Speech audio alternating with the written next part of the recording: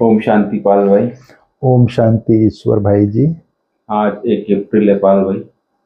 मार्च पूरा हुआ, पहली तारीख है और आज के रिवीजन में बाबा ने खास बोला है कि तुम बच्चों का जीवन देवताओं से भी ऊंचा जीवन है। संगम की जीवन जो है क्यों ऊंचा है? क्योंकि इस समय बाप तुम्हारी बाप बन के पालना करता है स्वयं भगवान, और उसके बाद शिक्षा भी देता है, गुरु बन कुलगुल बनाता है, देवता सम्मान बनाता है, गति सदगति देता है। तो इतनी पालना बाबा संगम के हम बच्चों की करता है कि संगम के आधार पे हमारे पूरे 84 जन्म बाबा सेव कर देता है, इतना श्रेष्ठ जीवन बनाता है। फिर बाबा ने बोला कि ये ईश्वरीय परिवार की विशेषता बाबा ने बताई है कि इस टाइम तुम बच्चे जो है बाप की पालना में पलते हो। ये विशेषता है। बाप टीचर सदगुरु बन वही बताया, ये विशेषता है बाबा ने बताई। तो इस तरह बाबा की लहर है आज पूरी, एक ईश्वरीय फैमिली। और पहले की जो बाबा ने कंस्ट्रक्ट बताया पूरा, तो आप थोड़ा क्लियर कीजिए इसको, बात को आगे किस तरह बाबा ने पूरा संगम युग का महत्व बताया है। ईश्वर भाई जी ओम शांति। ओम शांति। आज 1 अप्रैल 2024 की मुरली हम लोग रिवीजन कर रहे हैं जी। आज बाबा ने कहा है, मीठे बच्चे तुम्हारा यह जीवन देवताओं से भी उत्तम है, क्योंकि तुम अभी रचयिता और रचना को यथार्थ जानकर आस्तिक बने हो। देवताओं से भी उत्तम। जी बिल्कुल। तुम्हारा यह जीवन कौन सा जीवन? संगम युगी ब्राह्मण जीवन देवताओं, सतयुगी देवताओं से भी उत्तम है। उत्तम अर्थात श्रेष्ठ है। क्यों है? क्योंकि तुम अभी रचयिता और रचना को यथार्थ, दुनिया वाले मनुष्य भी जब भक्ति करते थे तो भी वो भी भगवान को भगवान के रूप में याद करते थे, लेकिन यथार्थ नहीं जानते थे। इसलिए नास्तिक और आस्तिक वो नास्तिक थे उस टाइम, अभी आस्तिक हुए। अभी हम यथार्थ मतलब ठीक ठीक सत्य, सत्य बाप को अर्थात सत्य रचयिता परमात्मा को हमने जाना है जी। और उसके रचना क्या है? सारी सृष्टि उसकी रचना है जी। सृष्टि के आदि मध्य अंत को हमने यथार्थ रीति जाना है जी। इस कारण हम उत्तम हैं। समझ में आया? एक एक सेंटेंस बाबा के कैसे होते हैं, क्योंकि तुम अभी रचयिता और रचना को यथार्थ एकदम सही जाने हो तब आस्तिक बने हो।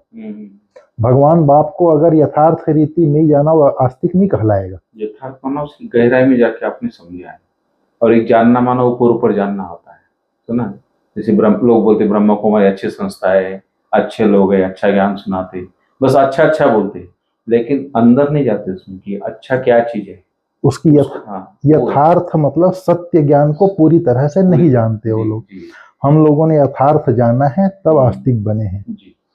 फिर बाबा ने आज क्वेश्चन में कहा है, संगम योगी ईश्वरीय परिवार की विशेषता क्या है जो सारे कल्प में नहीं होगी? बाबा ने कहा, इस समय स्वयं ईश्वर बाप बनकर तुम बच्चों को संभालते हैं, टीचर बनकर पढ़ाते हैं और सदगुरु बनकर तुम्हें गुलगुल फूल बनाकर साथ ले जाते हैं। सतयुग में दैवी परिवार होगा, लेकिन ऐसा ईश्वरीय परिवार नहीं होगा। तुम बच्चे अभी बेहद के सन्यासी भी हो, राजयोगी भी हो, राजाई के लिए पढ़ रहे हो। तो इसमें एक तो ईश्वर बाप अभी स्वयं संभाल रहे हैं, हम लोगों को पालना कर रहे हैं। अभी दुनिया में इतना आकर्षण है, फिर भी बाबा हम लोगों की ऐसी संभाल करता है, ये मायावी जीवन से हम लोगों को बचा के रखा है। बिल्कुल सेफ रखा है। नहीं तो इतना आकर्षक है, इतना भपका वाला है कि मनुष्य तुरंत उधर चला जाए। लेकिन बाबा की कमाल है जो हम लोगों को संभाल के रखा है। टीचर बन करके आदि मध्य अंत का शिक्षा दे रहा है, त्रिनेत्री त्रिकालदर्शी त्रिलोकी नाथ बना रहे हैं इसी संगम में। फिर बाबा कहता है, मैं सदगुरु बनकर तुम्हें गुलगुल बनाकर अपने साथ ले जाता हूँ। गुलगुल फूल देखा है आपने?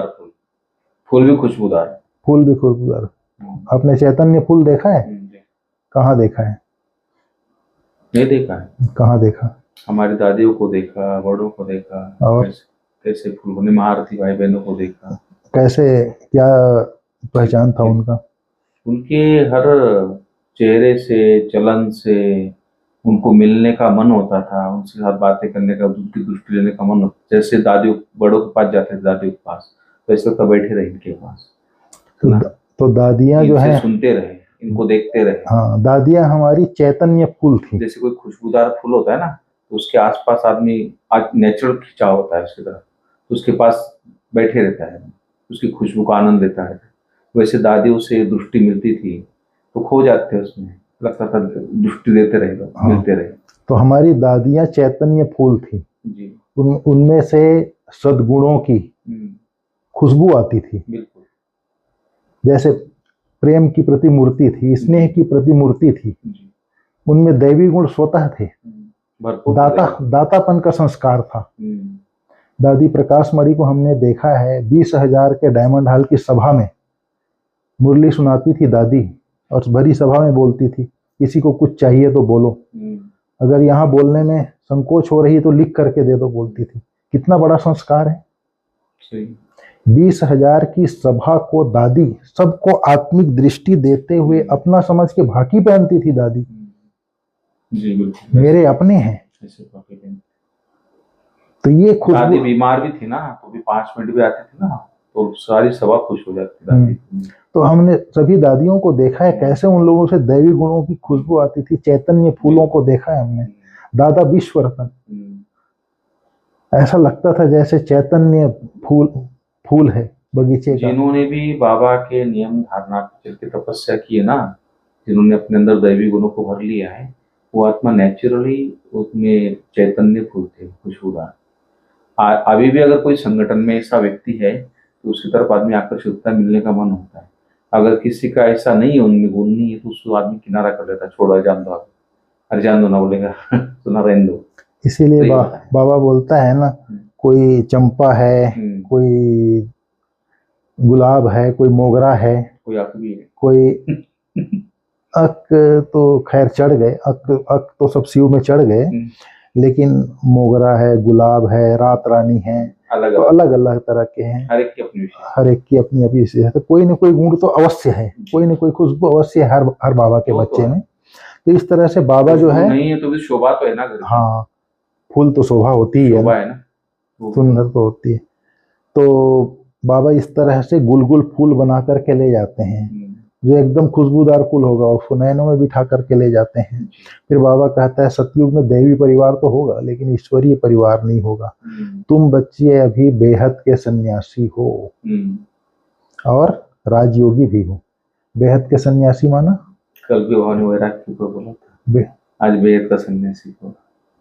साधना को इमर्ज करो, बेहद के वैराग्य वृत्ति को इमर्ज कर, साधना का वायुमंडल फैलाओ, बोला तो बाबा था ना। तो बेहद का सन्यासी माना एक हद के सन्यासी होते हैं। हद के सन्यासी क्या होते हैं? घर बार को, परिवार को, गांव को छोड़ करके जंगल में चले जाते हैं। हमारा बेहद का सन्यास है। बेहद का सन्यास माना बुद्धि से हमको त्याग करना है, हमको लिप्त नहीं होना है, रहना इसी संसार में है, इसी परिवार में है, लेकिन बुद्धि नहीं फंसनी चाहिए। हमारा बुद्धि का सन्यास है, उनका तन का सन्यास हो जाता है हद का सन्यासियों का। फिर बाबा ने कहा राजयोगी भी हो। राजयोगी अर्थात राजा, राजा अर्थात मैं स्वराज्य अधिकारी राजा हूं। इसी को बाबा दूसरे शब्दों में राज ऋषि कहता है, ऋषि भी और राजा भी। राजा अर्थात मैं स्वराज्य अधिकारी राजा हूं, और बेहद का सन्यास अर्थात बुद्धि से सन्यास करना, सभी चीजों का बुद्धि से लिप्त नहीं होना है, फंसना नहीं है। इस तरह से बाबा ने कहा। बाबा ने कहा तुम ये स्कूल या पाठशाला है, ये वो स्कूल होती है जिस्मानी पढ़ाई की होती है, ये रूहानी पढ़ाई की है। फिर बाबा ने कहा है तुम जानते हो सतयुग में अपार सुख है, जो कभी बाप को याद नहीं करते, उसके लिए गायन है, दुख में सिमरन सब करे, सुख में करे न कोई। किसका सिमरन करेंगे? बाप का सिमरन करते हैं। भक्ति में कितने देवताओं का सिमरन करते हैं, बोलता है बाबा। फिर बाबा बोलता है तुम्हारा यह जीवन देवताओं से उत्तम है, उत्तम है, बोला है बाबा ने। उत्तम पुरुष बनने का यही युग है, जिसको दुनिया नहीं जानती। सब कुंभकर्ण की अज्ञान नींद में सोए हैं। वो कुंभकर्ण राक्षस का दिखाते हैं, एक्चुअल में अज्ञान नींद में सोए हैं, कुंभकर्णी नींद में। अज्ञान की कुंभकर्णी नींद में सोए पड़े हैं। जी। फिर बाबा ने कहा तुम पढ़ते हो मनुष्य से देवता बनने के लिए, गुरु ग्रंथ साहब में भी लिखा है मनुष्य से देवता किए करत न लागी वार। मनुष्य से देवता बनाने में समय नहीं लगता, करत न लागी वार माना उसके लिए समय नहीं लगता। जी।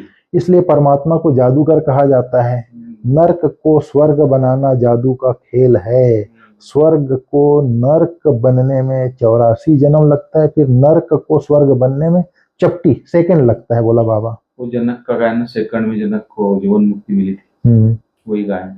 हाँ, फिर बाबा ने कहा हम सो हम, ब्राह्मण सो देवता, देवता सो क्षत्रिय, क्षत्रिय सो वैश्य, वैश्य सो शूद्र, शूद्र से फिर ब्राह्मण। वो लोग आत्मा सो परमात्मा कह देते हैं, हम सो हम का अर्थ। फिर बाबा ने कहा आज माया जो है बाबा इतना ऊंचा बना रहे हैं, माया भुला देती है, विघ्न डाल देती है, पहले नंबर में तो विकार में गिरा देती है। ये बाबा बोलते हैं आंखें बहुत धोखा देती, आंखों से संभाल करनी है। तो बाबा ने कहा आंखों की संभाल करनी है। आंख कोई सूरदास के लिए गायन है, आंख निकाल दिया देह में आसक्ति गई तो, लेकिन आंखें निकालने वाली बात नहीं है, दैहिक दृष्टि की आंखें निकाल देनी है बाबा ने कहा। फिर ये लड़ाई बहुत तीखी है, ज्ञान की, ज्ञान है बाप, अज्ञान है माया, इनकी लड़ाई बहुत तीखी है। माया और राम की बहुत तीखी लड़ाई है जी। बाबा कहते हैं, बच्चे कहते हैं बाबा हम घड़ी घड़ी भूल जाते हैं। बाबा कहते हैं तदबीर कराने वाला तो एक ही बाप है, परंतु इसकी तकदीर में नहीं है तो तदबीर अर्थात श्रेष्ठ कर्म नहीं करेगा, बाबा बोलता है। बाबा सभी बच्चों को एक रस पढ़ाते हैं, दुनिया में ट्यूशन पढ़ाते हैं कि बच्चा स्कॉलरशिप ले ले जो कम पढ़ता है उसको, लेकिन यहाँ बाबा कहते हैं मैं एक समान सबको पढ़ाता हूँ। फिर बाबा कहते हैं किसको एक्स्ट्रा पुरुषार्थ अलग नहीं कराते हैं, एक्स्ट्रा पुरुषार्थ कराना ही टीचर की फिर कृपा हो जाएगी। यहाँ बाबा सबको एक समान ही पढ़ाते हैं, इनकी बात अलग है। ये बाबा जो है सिर्फ एक ही महामंत्र देता है, मन मना भव। बाबा ने आज धारणा के लिए मुख्य सार में बोला है अब सारी दुनिया कब्र दाखिल होनी है, विनाश सामने है, इसलिए कोई से भी संबंध नहीं रखना है। आज बाबा ने बोला संबंध माना दैहिक संबंध, आत्मिक संबंध रखना है। दुनिया में तोड़ तो निभाना ही है, लेकिन दैहिक संबंध नहीं रखना है जी।